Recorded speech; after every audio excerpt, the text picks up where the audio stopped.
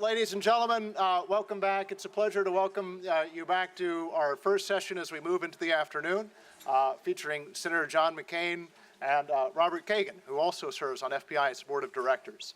As you may know, FPI is an organization we were created to make the case for American leadership on behalf of both our interests and our values, a strong national defense, and an open economy.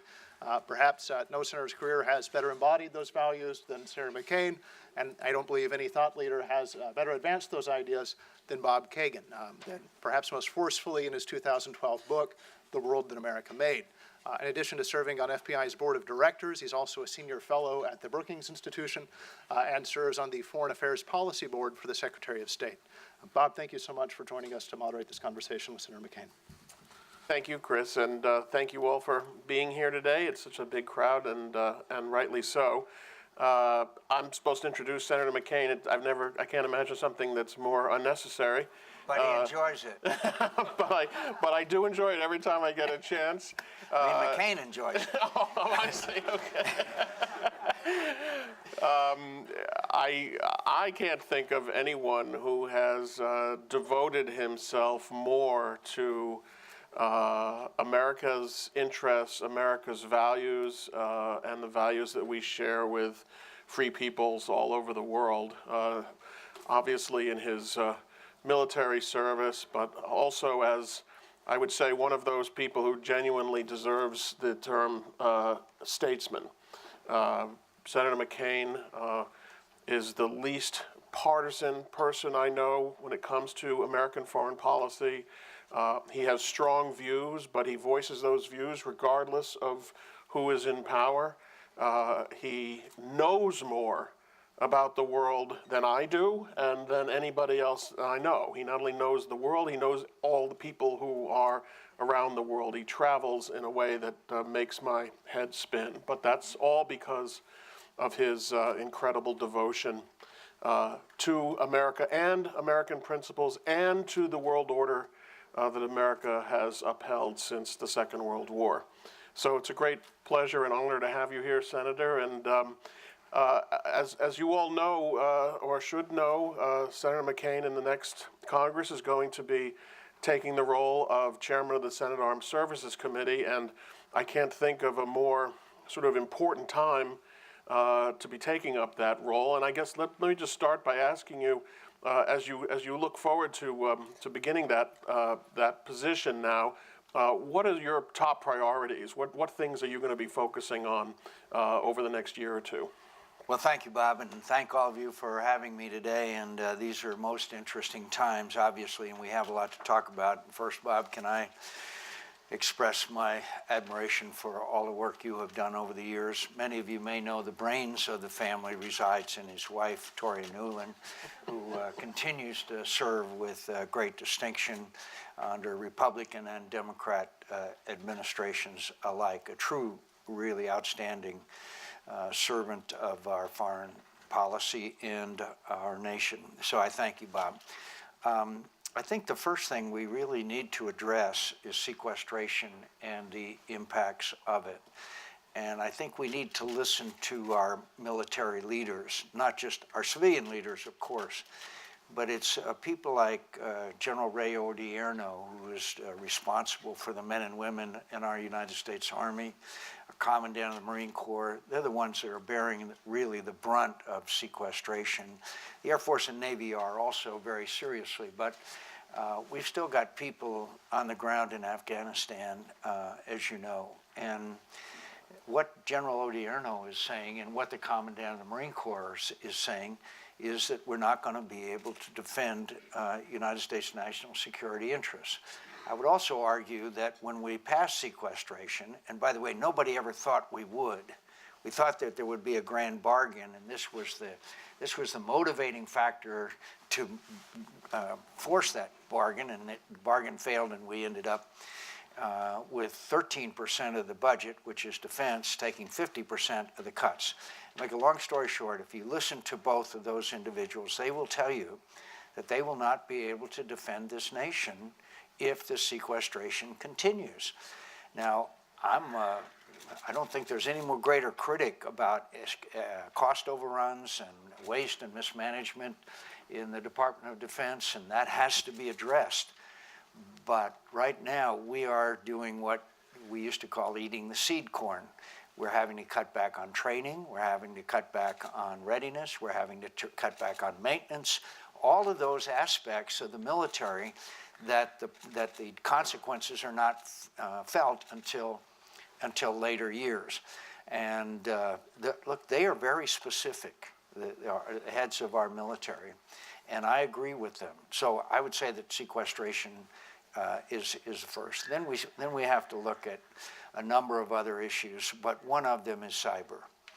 You know, Bob, I have probably been to more meetings on cyber that has achieved less than any other issue I've ever been involved in. Ever. I can't tell you the endless meetings that I have attended, and many, many hearings where we all recognize the huge challenge here. We all recognize the damage it's doing to our national security, much less our nation's commercial side, and yet we always leave without agreement. I would argue that part of the problem is that there hasn't been sufficient leadership from the White House, but I would also argue it's a failure of us in Congress to really understand it. Look, a lot of my colleagues are old geezers like me, and they've never been involved in this aspect of warfare. I know about aircraft carriers, I know about the F-35, I know about a lot of things. But this cyber issue continues to evolve. It evolves daily or weekly or monthly. And so I would say that cyber is something that we really have to work together on. Bob Corker, Richard Burr, and I have a very close, and Lindsey Graham have a very close relationship for years. We have committed to working together. Burr will be intelligence, Lindsey will be appropriations, and Corker will be the Foreign Relations Committee. There's always competition, particularly among staff, as you know, but we are close friends, and we will try to work on a common agenda. Finally, I can't go to the American people with a straight face and say we repeal sequestration out without making another run at acquisition reform. Lately, we built an aircraft carrier, my friends, called the Gerald R. Ford. It was a $2.4 billion cost overrun, and it is now having more cost overruns associated with it. I asked the Chief of Naval Operations in a hearing, I said, do you know who's responsible for this? He said, no. He said, no. So now we have everybody's responsible, so nobody's responsible. That's the classic bureaucratic response. We need to fix it. We need to fix it. Every one of these programs, I could go down the list of failed programs, F-35, triple the cost that it was originally estimated. I don't have to tell you.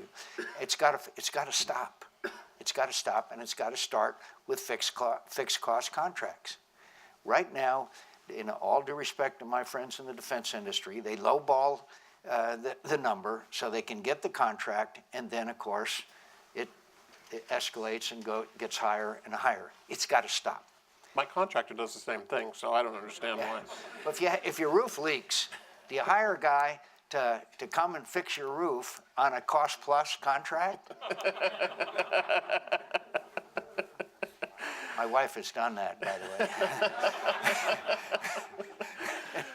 Well, Senator, I mean, in order to do this, you speak with a great deal of urgency, which I think many people in this room share, about the need to repair both the defense budget and the problems associated with the defense budget.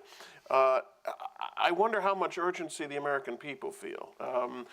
As I look out, not only the American people at large, but even within the Republican Party, there seem to be many, many people who believe that we don't need to have this big defense capability. What is it for? If you're fighting terrorism, fine. You've got your drones. Let other people do it on the ground. What is all this for? And I just wonder, can you push something as dramatic as an increase in the defense budget at a time when Americans just don't know why they need to do it? Well, first of all, could I complete my answer to your first question very briefly? And I apologize for not doing so.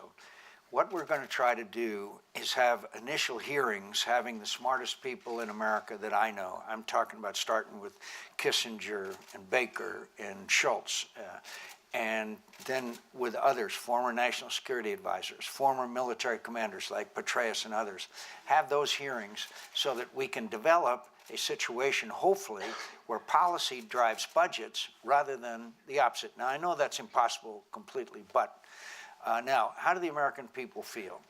The greatest frustration to me for a long, long time was the carnage and genocide that was taking place in Syria. The pictures smuggled out by Caesar had no effect. I mean, it was stunning to me and frustrating and frankly heartbreaking, because I knew these people that were dying in Syria. But the beheadings had a huge effect on American public opinion. You and I could show you a 30-point swing in American public opinion about support for addressing ISIS and the appreciation of the threat we face. Now, whether that should have been the reason or not, it was had significant effect. And I believe that Americans are now much more concerned than they were before that happened. And so American public opinion is very much leaning towards greater, more significant action to be taken, but the American people need to be told. My friends, after there was 8,000 people ethnically cleansed in Srebrenica in Bosnia, which was a horrible act of genocide, President Clinton went on national television and said, look, my friends, genocide is taking place, and we're going to have to intervene. And I remember that vote and that debate. And many in my party were against it, as you may recall. And with a great act of courage, Bob Dole, who was running for president, led the fight for it. So the president needs to talk to the American people about these threats, how serious they are, and how impactful it is to the future security of the United States of America. That's still not happening. That's still not happening. So the American people, there's only one person that can talk to the American people and affect significantly American public opinion, and that's the President of the United States, and he hasn't done it. So well, that's why I worry that you're going to have tough sledding, because I don't think he's going to spend the next 2 years warning about things that he hasn't been warning about for the previous 6. Unfortunately for all of us, it's going to be overtaken by events. We're already seeing that. Remember, we celebrated when the last American combat soldier left Iraq. Now it's 300, and then it's 1,500. It's going to be another 350. My friends, sooner or later, we will have boots on the ground in the form of forward air controllers, in the form of special forces, in the form of other capabilities that the Iraqis simply don't have. And it's happening gradually. And unfortunately, it is so gradually, it reminds me of another war long ago and far away, when Robert Strange McNamara decided that gradual escalation was the way to win the Vietnam War. And when you tell the enemy that you're going to strike them and give them a week notice, or 2 weeks notice, then usually those buildings that you see being destroyed are empty. And when you keep telling the American people and our adversaries what we won't do, then of course that obviously sends the wrong message to this ISIS group. And finally, life is anecdotal. Mr. Baghdadi spent 4 years in our prison camp in Iraq called Camp Bucca. At one time we had 25,000 prisoners there. After 4 years, he was released, and on his way out the door, he said to his American captors, he said, "I'll see you in New York." Now, Mr. Baghdadi was not known for his sense of humor. Mr. Baghdadi is committed to seeing us to see him or his followers in New York or any other major capital of the United States of America. And when you have thousands, not hundreds, but thousands of Europeans, and some from the United States of America even, who are fighting in Syria, go back to their home country, all they need to do is have a plane ticket to get to the United States of America. That's why the Director of National Intelligence and the Director of the FBI have said, sooner or later, these people pose a direct threat to the United States of America. You know better than I do, there's a whole generation of Americans who've grown up knowing only two things, Afghanistan and Iraq. And setting aside whatever they may think America's role could or should be in the world, I think there's a great sense among this generation that we can't do it. I think that President Obama thinks it's not whether we should or we shouldn't, we can't. We can't use military force to achieve objectives. That's what Afghanistan taught. That's what people think Iraq taught. And do you worry that the way the military activity is being carried out now, that's once again going to teach a lesson, that it just doesn't work? And if so, how do we begin to reverse this perception? Or do you agree that this perception is out there? I think the perception is accurate to a degree. I don't think that the United States of America had any choice as far as Afghanistan is concerned. These were the people that caused the attacks on 9/11, and the Taliban refused to give them up. The United States had to act. Now the question is did we conduct the conflict correctly after that, and did we get our attention diverted to Iraq? I believe that when the United States Secretary of State, one of the most highly regarded and respected men in America, goes before the UN Security Council and the Congress of the United States and said, we have hard evidence that Saddam Hussein has weapons of mass destruction and sooner or later he will use them, that was justification for the vote. Now we have found out afterwards that it wasn't true, that it was not true. I'll never forget being in Baghdad right afterwards, and one of your favorites, I'll think of his name in a second, he was one of the people who were in opposition, said to me, I know where the weapons of mass destruction are. I said, where? He said, in the desert. I said, oh, that's helpful. But in the case of Iraq, the tragedy of Iraq, my friends, is after years of mismanagement, and by the way, Lindsey Graham and I and Joe Lieberman were the severest and harshest critics of the Bush administration, called for the firing of Donald Rumsfeld, said we were going to fail, had to have the surge. The surge succeeded.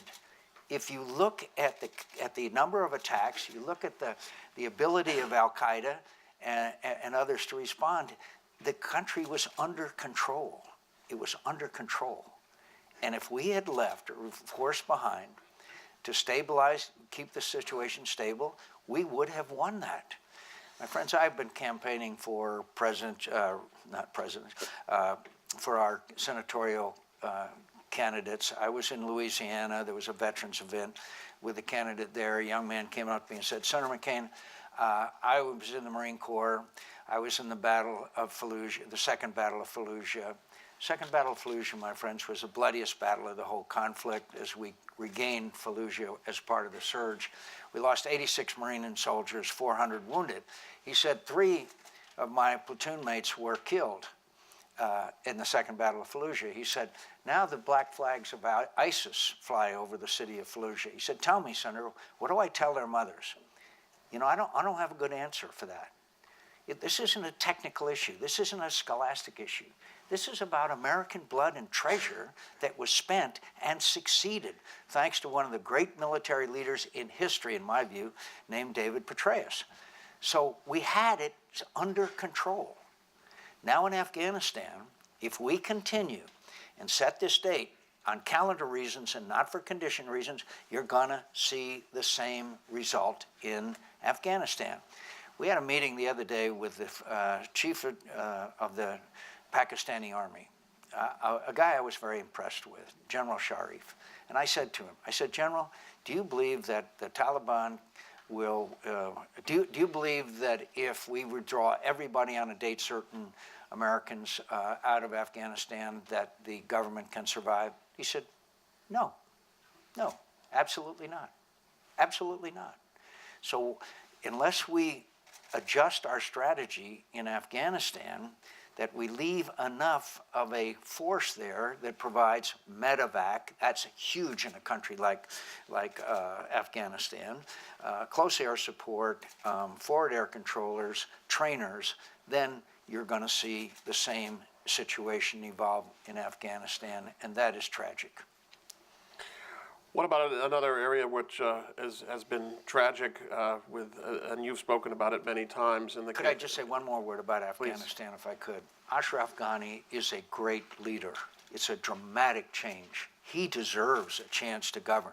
He does have a kind of working relationship with Abdullah. Listen, this guy Ghani, he is so good.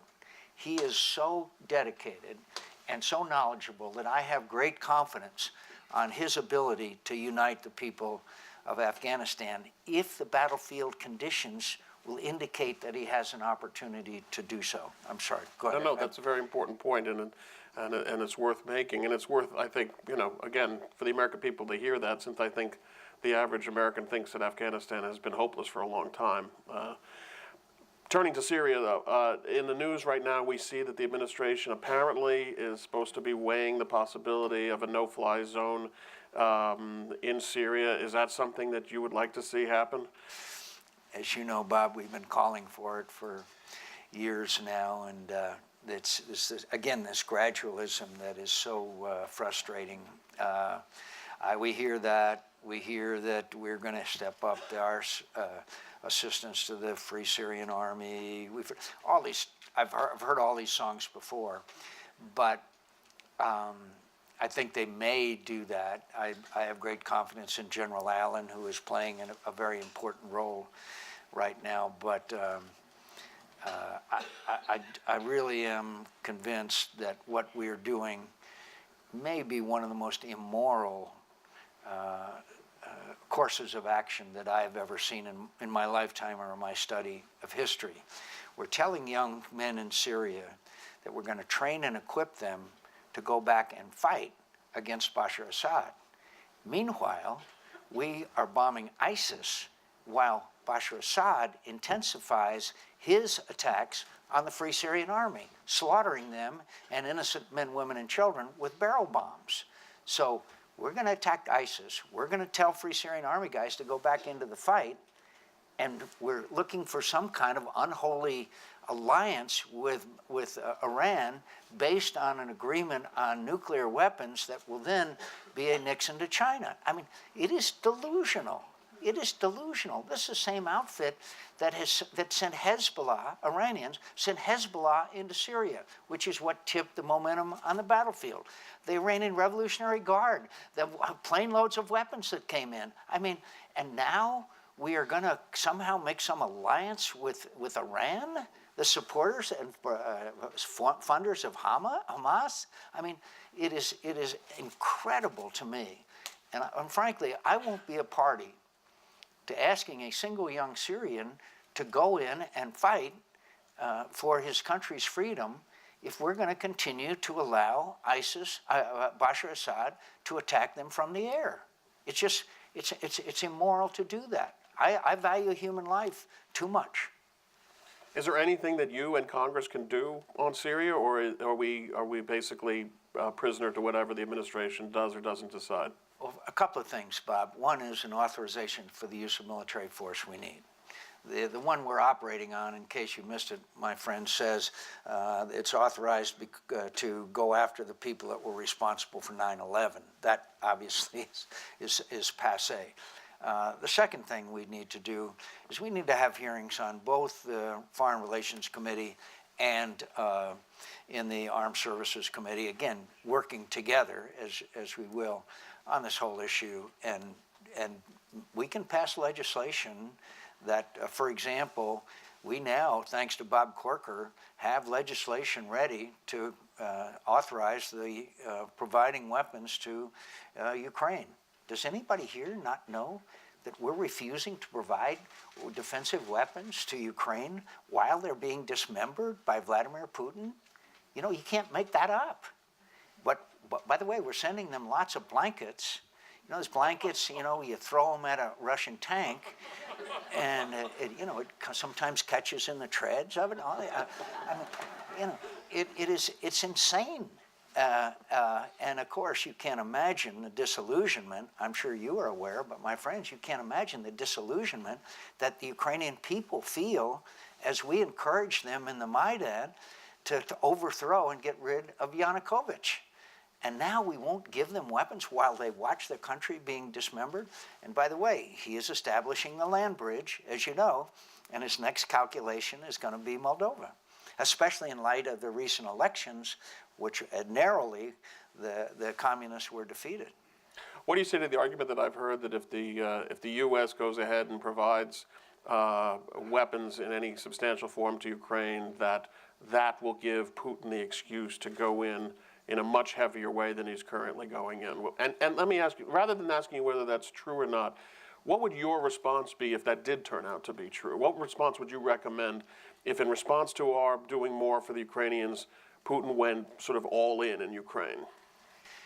Americans have a long history, particularly in the 20th century, of helping people who were struggling for freedom. You could cite many examples: Greece and Turkey after World War II, when the Soviets were about to encroach there, our support for Afghans after the Russian invasion of Afghanistan. History is replete with our record of assisting people, not necessarily intervening militarily, but helping them fight against oppression or invasion. There have been a few times when we haven't, but in this case, to think that by providing these people with weapons to defend themselves would give Vladimir Putin further excuse. In fact, I think perhaps the only thing that he might understand is that if he makes further territorial gains, that it'll be at a higher price. And one thing that Russian mothers don't like, and that is coffins coming back to their hometown with their dead sons in them. So I have the exact opposite conclusion than the president does about arming the Ukrainians. And you know, we've lost 4,000 Americans in our involvement in Afghanistan, in Iraq. The Ukrainians, now I believe the population is 30 million, they have lost 4,000 Ukrainian soldiers, with many wounded. So look at the sacrifice that they've already made, and we have refused to help them. I guess it's the old line to tell Vladimir that if I'm reelected, I'll be more flexible. You know.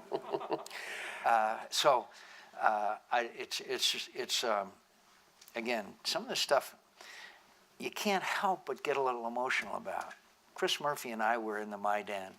We were there where 300,000 people in sub-freezing weather demonstrated day after day, night after night, because they wanted to be part of Europe. They wanted to be part of the West. They don't want the kleptocracy that they were living under and that they see in Russia. They don't want to, you know, as I've often said, Russia is a gas station masquerading as a country. And they don't want to be, by the way, that's a mafia-run gas station masquerading. So anyway, so we need to give them assistance. And what can we do? We can have hearings, we can pass legislation, and we can hopefully force, through education of the American people, changes in what is now clearly a losing situation. Let me ask one more question, then we'll open it up to the audience. People like Henry Kissinger and Brent Scowcroft and others say, look, Ukraine is part of Russia's traditional sphere of influence. It's not a vital interest of the United States.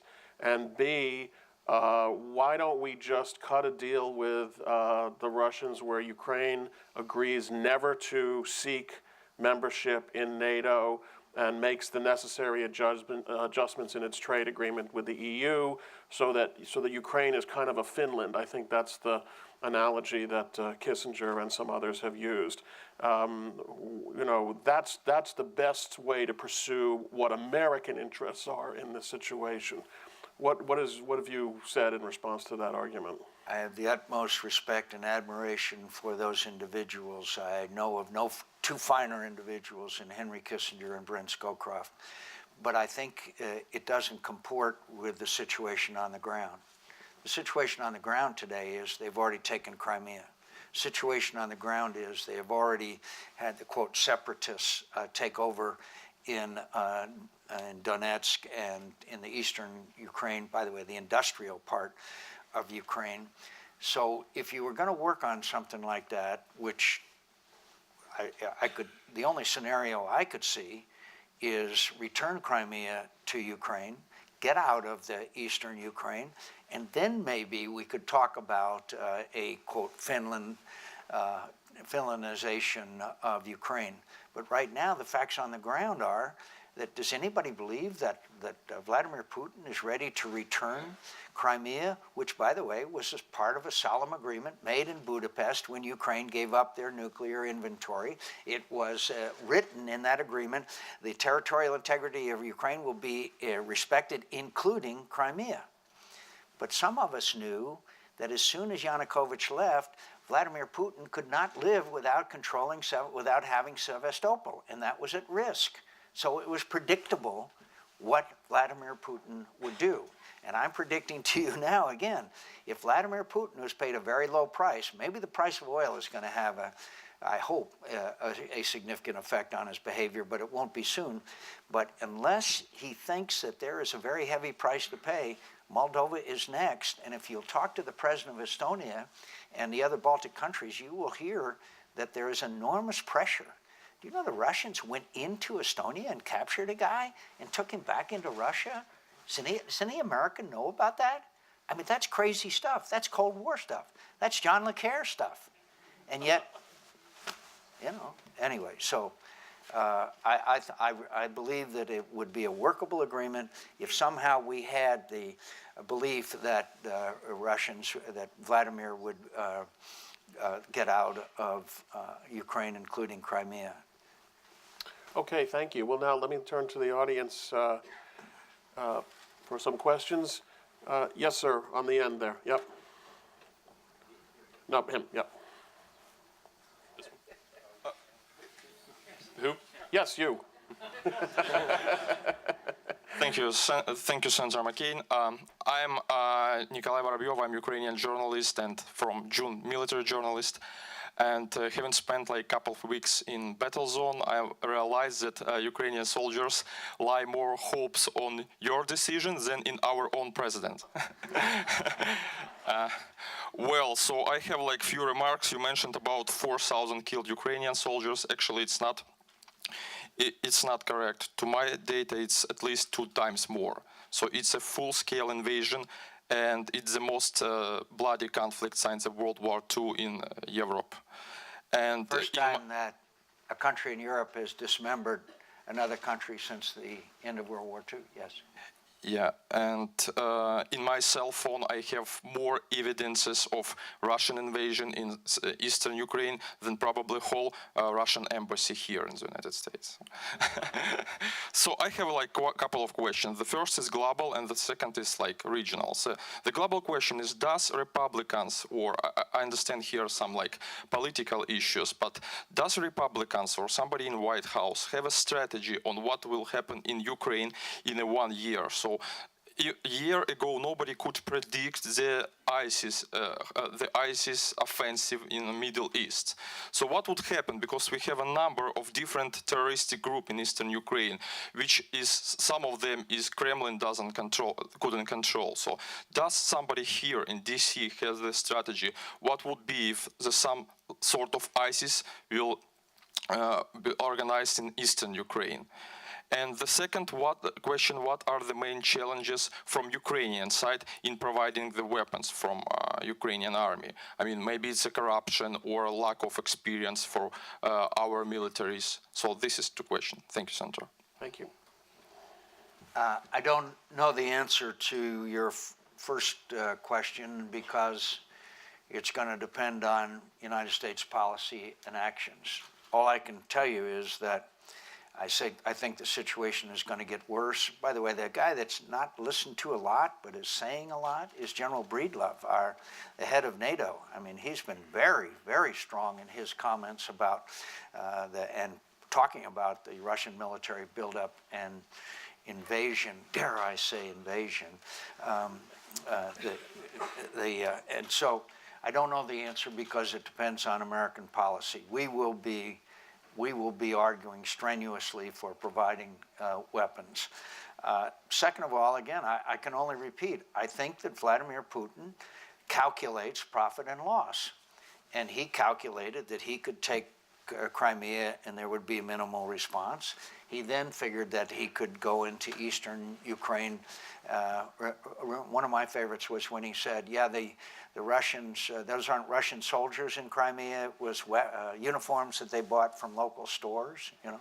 I mean, you know, this really echoes of the old Cold War days, or that kind of statement. And so all I can say is that we will have the debate on the floor of the Senate now that we are in the majority, and we will make sure that this issue is kept alive, because not only for Ukraine, because that is a compelling argument enough, but what happens next to the Baltics? What happens to Moldova? What happens to the other countries in the region? And not only are you seeing direct threats, but you are seeing other countries in the region in Eastern Europe, former Soviet Union, making accommodations to Vladimir Putin because they see a lack of American leadership. And that also has very significant long-term consequences as well. Okay, great. Over here, yes, ma'am. But please rest easy, because we just confirmed a outstanding American as ambassador to Hungary yesterday, and so country's in good hands. Yes, Hi, ma'am. Pam Dawkins with Voice of America. First of all, what would be your reaction to an Ashton Carter nomination for Defense Secretary? And secondly, you touched on this earlier, but if you could elaborate a little bit, I would appreciate it. If there is a U.S.-Turkey agreement on a no-fly zone, would this be beneficial to the U.S.-led coalition effort in the fight against ISIS in Syria? Well, first of all, I've known Ash Carter for many years. He is a good man. He is qualified to be the Secretary of Defense, in my view. I've had a great pleasure of working with him for a long period of time. The only problem is that he's the last man standing because his three predecessors, and at least two of them have been very vocal about it, do not have any influence on the decision-making as regard to national security. They are completely shut out. They were completely shut out, and they have complained bitterly about the micromanagement from a handful of people in the White House. The second question was, what was it, Bob? I think it was about the no-fly zone and what effect that would have on no-fly zone. I think ISIS, it would. In my view, that has been vital, and I've said that for 3 years now, that we have to have a no-fly zone. And by the way, you don't have to take out Bashar Assad's air defenses. All you have to do is shoot down any airplane that flies into that area. And I promise you that once pilots see their friend shot down, they aren't going to want to go there. So that is what we've been arguing for all along. They probably won't call it a no-fly zone. They will call it an aircraft exclusionary area or something. They'll think of another name. I'm not making that up. They're thinking of another name. They wouldn't want to say that they're going to have a no-fly zone. So I think that they are moving, obviously, in that direction. Now, exactly how it happens, exactly under what circumstances, but what we've always envisioned is on the Turkish area inside Syria on the Turkish border. And in my view, that also has to have humanitarian assistance as part of that zone. There's 3.5 million refugees. My friends, we just met with the King of Jordan, Abdullah, yesterday, and I'm going to see him again today. I'm telling you, they are terribly strained with this number of refugees in Jordan. I mean, it is an incredible pressure on their country. When you look at a country, I think 6 million people with what, 2.5 million refugees. Put that number, compare it to the population of the United States. Think of what it would be to us. So the no-fly zone, in my view, I hope is not a half measure, and I hope that it includes a humanitarian part of it where we can help some of these people escape barrel bombing, which has been so horrible. If anybody here would like to, I have copies of the pictures that Caesar smuggled out, these horrible things that were done in Bashar Assad's prisons. And by the way, there's still 150,000 people in Bashar Assad's prisons. Yes, sir, right there. No, you. Yeah, right there. Thanks.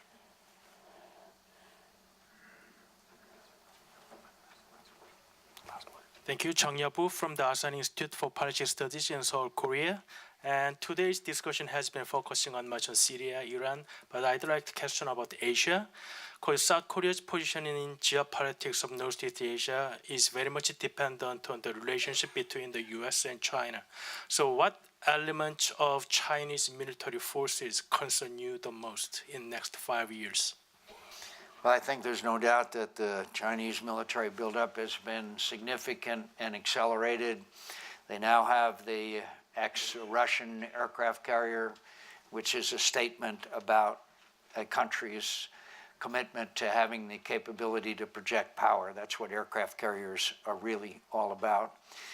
If you look at their new fighter aircraft and look at the F-35, you will see the benefits of cyber.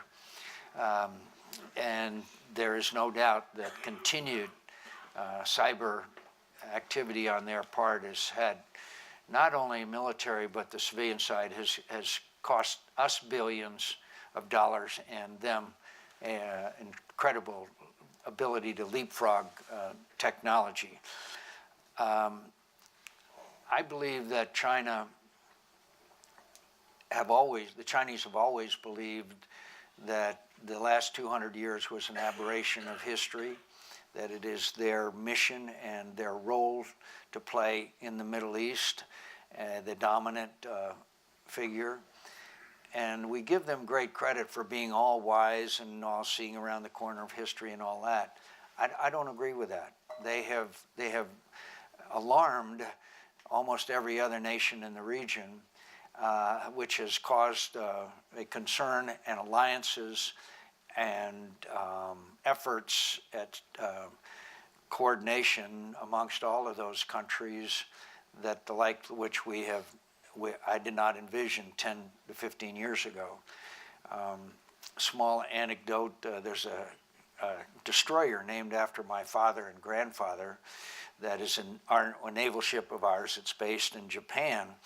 It, about a year ago, paid a port visit to the port of Da Nang. And that shows you, if you live long enough, anything can happen. And so we by the way, our pivot to Asia, 2 littoral combat ships. 2 littoral combat ships.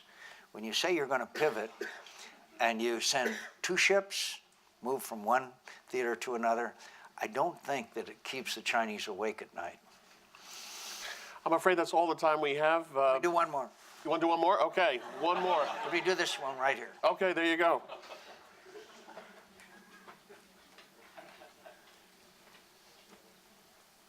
We needed a gender balance here. No, that's great. Good morning, In fact, we can go Senator. as long as you like, Senator. We'll just, don't worry about it. Sergeant Lindsay Massetti, MAR4 Cybercom. Your first and second priorities as incoming chair, sequestration, which goes with budget cuts, cyber equaling money.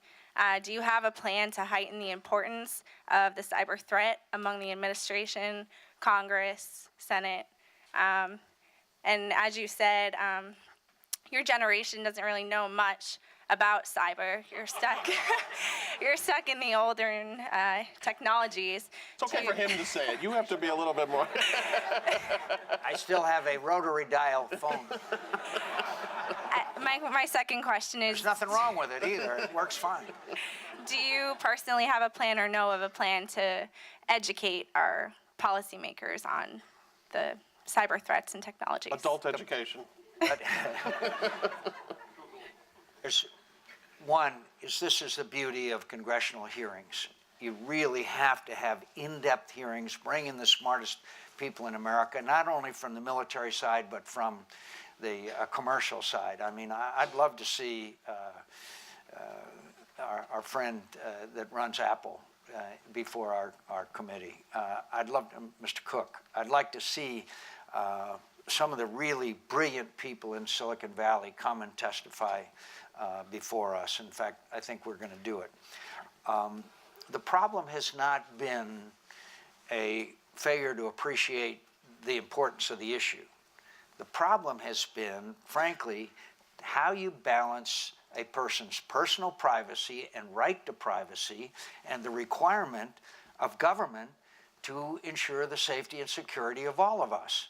And Mr. Snowden obviously made that issue much more complicated. And so it requires us to make determinations that on one side, civil libertarians say, look, you don't have, the government does not have the right to, without reason to listen to your phone call to Damascus. And then on our side, or the other side, look, we've got to monitor some of this activity. If we had been able to monitor some of the activity, maybe 9/11 would have been prevented. So that really is the crux of the debate here.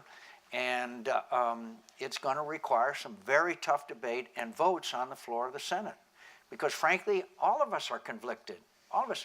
When I hear that some innocent individual who has done nothing, that their entire phone records and everything else is made, some government agency is examining, that concerns me, as it concerns all of us.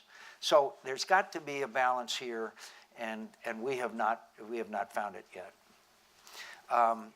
The other thing that we want to do, as I mentioned again, if there's an overall mission that I would have, and again, I'm not doing this by myself. We have good comrades in Richard Burr and Lindsey Graham and Bob Corker, and Mitch McConnell is very supportive, is try to develop as much as possible a policy that drives budgets. We are now in a budget-driven situation, and that is not good for the security of the United States of America.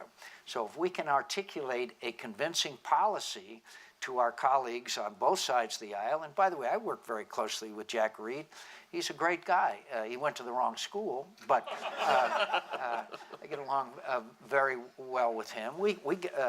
The Armed Services Committee has been kind of an island of bipartisanship, thanks to Carl Levin to a large degree throughout the years. So I don't see bitter partisanship there within the committee. I certainly do see, when we get to the floor, a significant resistance, not just amongst Democrats, but there is still the isolationist wing of our party. And by the way, I am very happy to report that the internationalist wing of the Republican Party gained some significant victories in the last election, and that was not the case with the isolationist wing. And could I say I thank you for having me today. These are most interesting times. Bob, thank you for all you do. I recommend reading Bob's latest book.